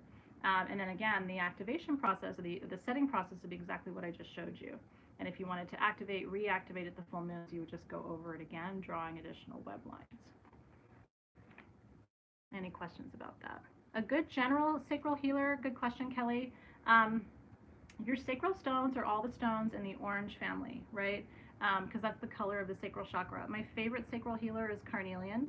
I also really like orange calcite a lot. It depends on what you're healing. And so those are sort of good general recommendations for sacral chakra healing. I also really, really, really, really love imperial topaz, but it's real expensive. So when you can find imperial topaz, that's the one I love the most for sacral healing, but it's also the hardest one to find. Yeah, I love peach moonstone too. Desiree, great suggestion. Yes, Tracy Kennedy, tangerine quartz, love that too. I love sugilite, I will tell you. The price of sugilite tripled about 2 or 3 years ago because of what happened in China. In China, they started talking about the healing thing I was mentioning earlier, and so as soon as people heard that people were talking about it as a cure for the big thing, then the price of Sujolite almost tripled overnight. So it's really hard to get it anymore. We had some tumbled pieces, and we tend not to be able to keep them in stock. So I don't know if we have any Sujolite in stock right now, but it's a good one for you to have in your crystal healer collection, because sometimes you'll have clients with serious illness. My favorite combination for really serious illness is Sujolite and smoky quartz, because smoky quartz pulls disease out and Sujolite transmutes. So hopefully that was helpful for you too. And then I want to bring you over here, because we don't talk about money, honey.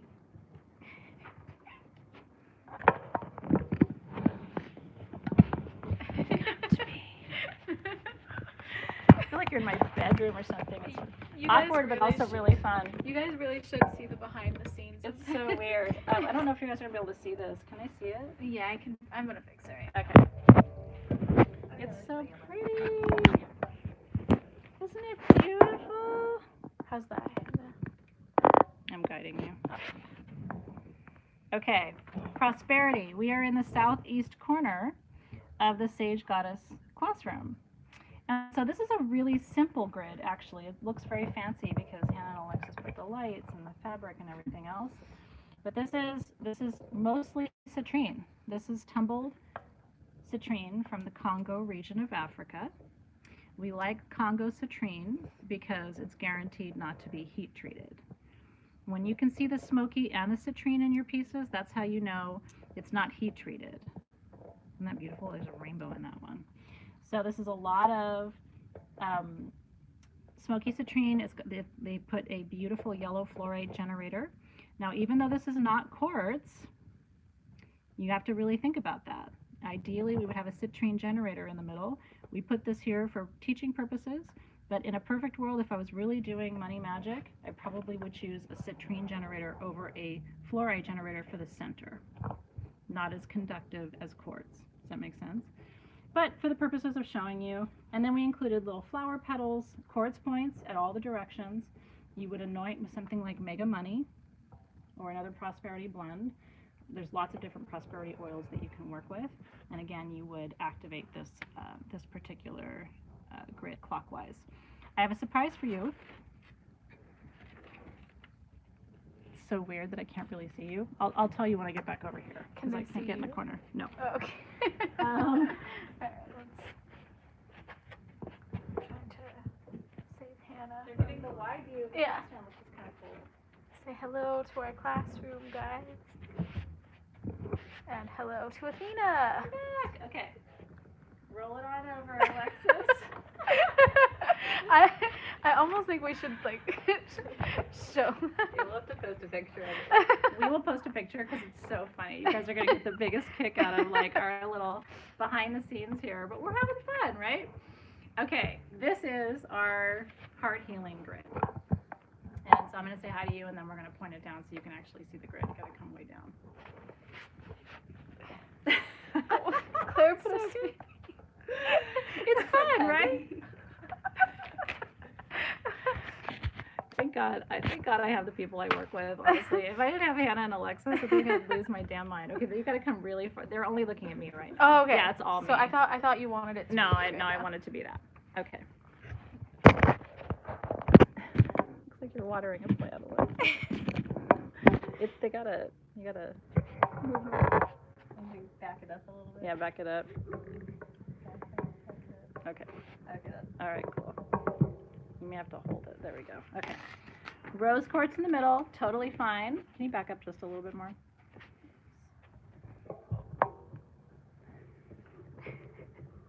And then up a little bit. They can't see that. Yeah.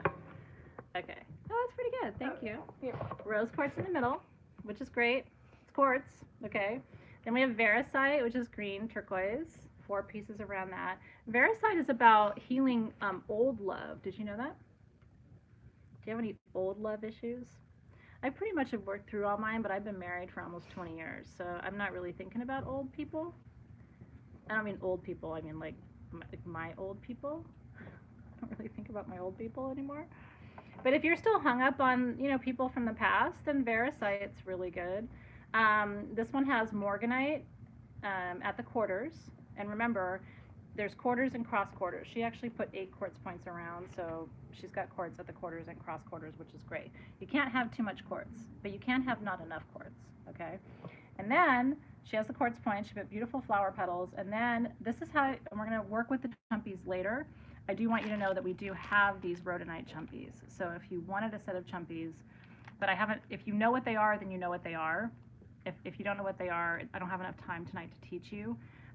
Usually chumpies are carved in Peru out of different kinds of material that are not gemstone material. Alabaster, they do a meteorite version of chumpies, but these are actually carved out of stone, but we don't have a lot of these left. But the chumpies, there's 7 of them in each set, and they represent the 7 mountains that ring Cusco, Peru. In Cusco, they call them the Apu, or the grandfather spirits, and each one of them carries a blessing. So when you put the 7 of them around your grid, it's like, again, adding another layer of energy, another correspondence of energy. Aren't they beautiful? So this is a love grid, and then Grounded Rose would be the perfume that I would recommend that you anoint with, because this is a heart healing grid. Okay. Now I'm going to go back to my little station because I want to teach you about placement and mudras. And that will complete our work for tonight. It's so pretty. You guys did such a good job. Thank you. It was so much fun. Team SG rocks the house. Heavy. I don't know why Claire put a spear on here. I think I'm just. That's okay. Do you need it to go back now? How is this? I Can you can't. like tighten it?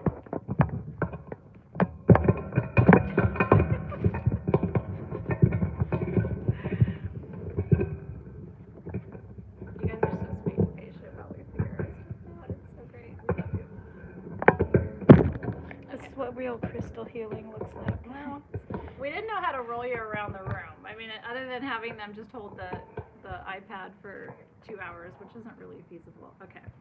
So now I'm going to teach you some stuff. Not that I haven't been teaching you stuff, but I got other stuff to teach you. This is the Bagua map. This is in your classroom. This is in your Facebook group. So you do not need to rush to find anything. It's there. But I'm going to step closer to the camera. I don't want you guys to have to. I'm going to bring this to you. Okay. So how did we know where to place these grids in the classroom? We go by the Bagua map, which is a map of energy, okay? B-A-G-U-A is how you spell Bagua. And so in the southeast corner of our room, we put our prosperity grid, because that's the corner of wealth and prosperity. In the southwest is where we put our heart healing grid that we just showed you. In the northwest, that's where you put your grid if you're trying to attract new people into your life, if you're trying to attract travel or new opportunities to visit new places. And in the northeast is where you go for knowledge, education, if you want to go back to school. If you're trying to build your career, that is just going to be solid north. If you're trying to build your reputation, solid south. The center is kind of all purpose. I tend not to grid in the center of a room or in the center of a home. I tend to leave that as open space. Creativity and children, and then health and family. Okay, does that help? So when you're trying to think about, okay, I want to build this grid, it's for this purpose, where do I put it? Or if you're working on a client and you know that they're coming in and you know that they're trying to heal their marriage, put your massage table or your rug or wherever you're going to work on them, put that in the southwest corner of the room and do your physical work on them in that corner. Again, these are things that separate you from people who just do the work wherever, whenever, and don't really have a rhyme or a reason for that. Okay? Does that make sense? Okay, good. The microphone is hitting something? There's no microphone, it's just a speaker on the camera. It sounds better now. You're at a perfect distance. Did it get weird? Was I yelling? No. Okay, It was okay. just Was it me? We said the hubcaps came off of our little contraption. Okay. So I wanted to show you that up close. the same map, by the way. It's just a different representation. This one is easier for me to understand. If you like this one better, it's the same thing. You know what I mean? It's like some people like, you know, green tomatoes. Some people like red tomatoes. I like red tomatoes. You might like green tomatoes. Okay. Other things I want to show you really quickly, and this may be the most important part of the show. I'm going to teach you these with the small double terms from your kit. But again, if you got one of the larger ones, or if you got a pair of the larger ones today, you can do it with the larger ones too. It just is up to you how you want to do it. And some people didn't get a kit, so this would be their only way to get the double term extractor diamonds. Okay. Have you guys heard of the Hamza? Hamza. Hamza in Arabic means 5. Okay. When people in the Middle East name their sons Hamza, it's usually not romantic. It's because that was their 5th kid. They do it in Greek too. One of my best friends growing up, her name was Tessera. She was the 4th kid. Tessera means 4. Okay, so people are like, oh, what a beautiful name, and you're like, I was the 4th kid. Literally, it's like not that creative. Okay, so in the Arabic tradition, the Hamza represents 5 blessings. Okay, the hand also represents the 5 elements: earth, air, fire, water, and spirit. Okay, and so that's what I'm going to be teaching you tonight. So the way that you work with these, the way you activate the energy with your diamonds, is you hold them between your fingers and you push in. Okay, if you hold it lightly, it doesn't activate the energy in the same way as if you push in. That's how you connect to the meridians. Okay, so if you have your diamonds, I want you to begin by holding them between your thumb and your forefinger first. Okay, this is called the Chin Mudra, and it connects the thumb, which is fire, with the forefinger, which is air. So those of you in Soulship just learned last night what kind of priestess you are, right? I'm a fire and air priestess. So for me to activate my own energy, which I have to do sometimes, my tank runs out of gas.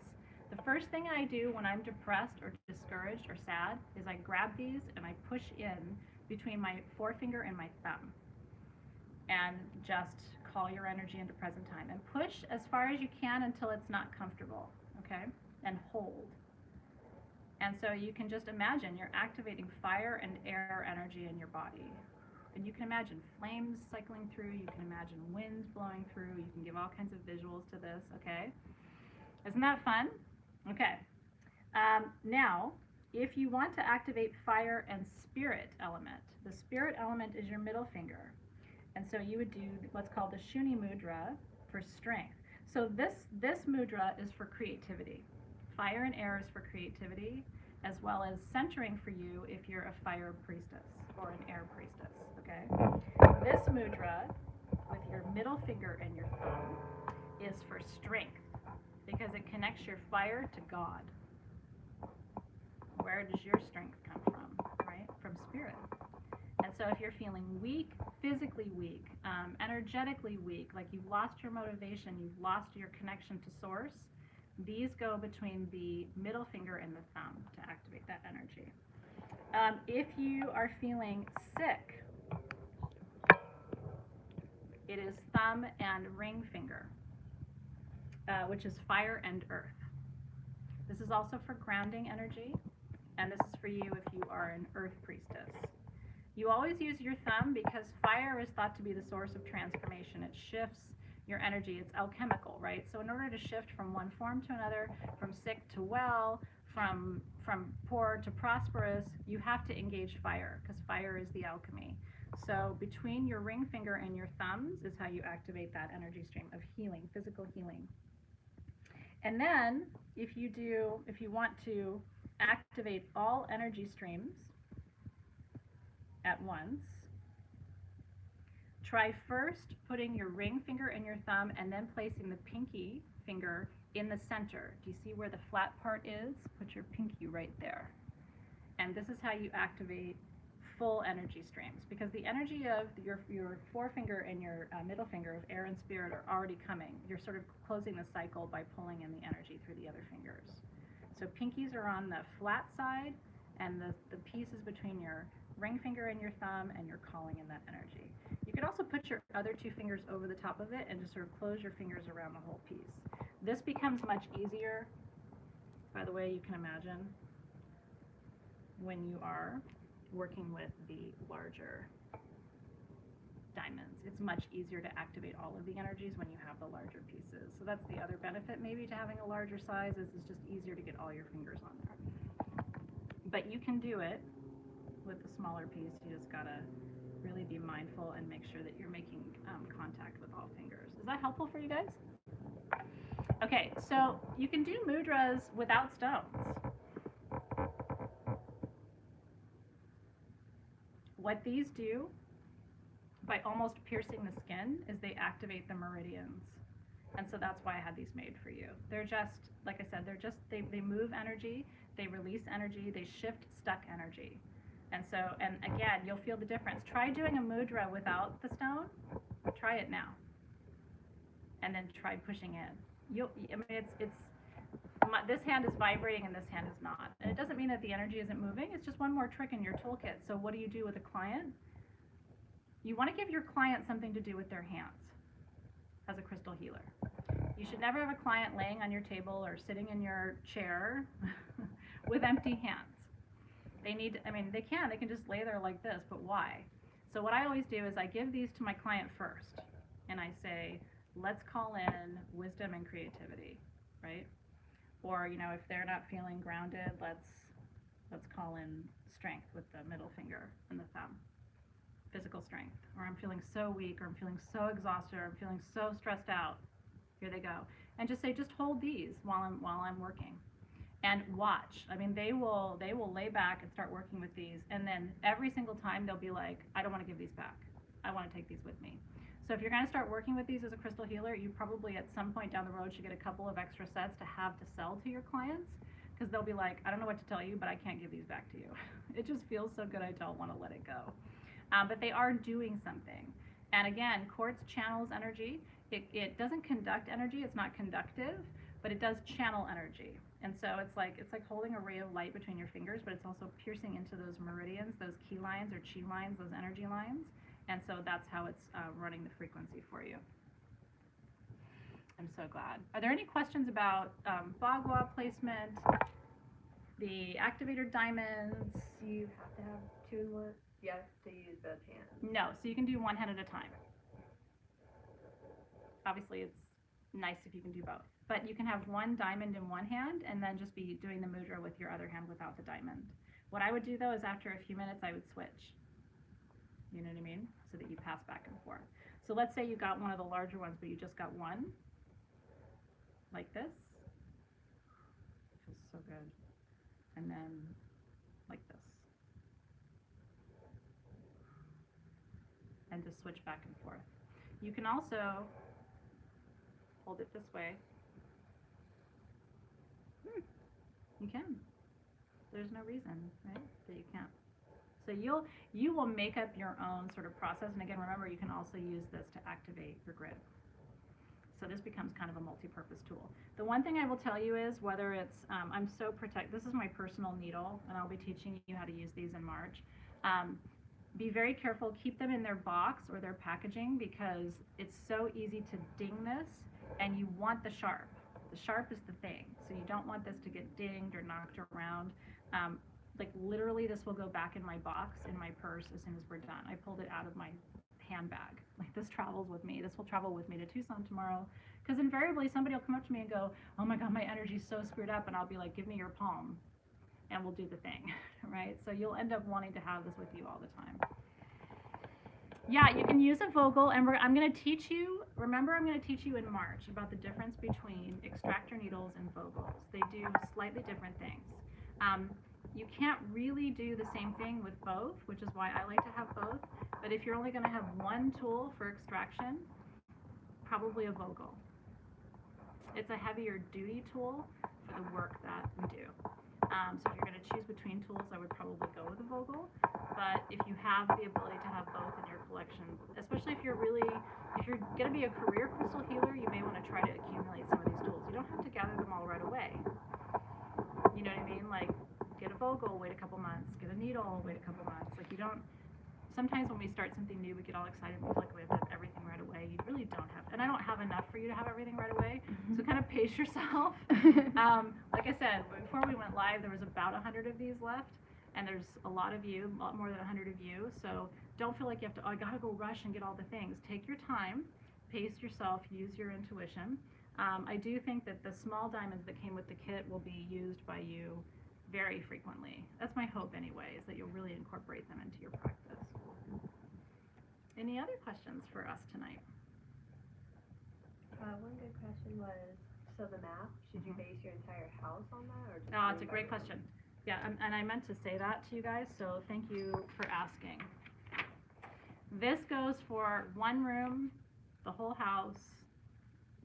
So you have to look at each room this way, and you also have to look at your whole property this way.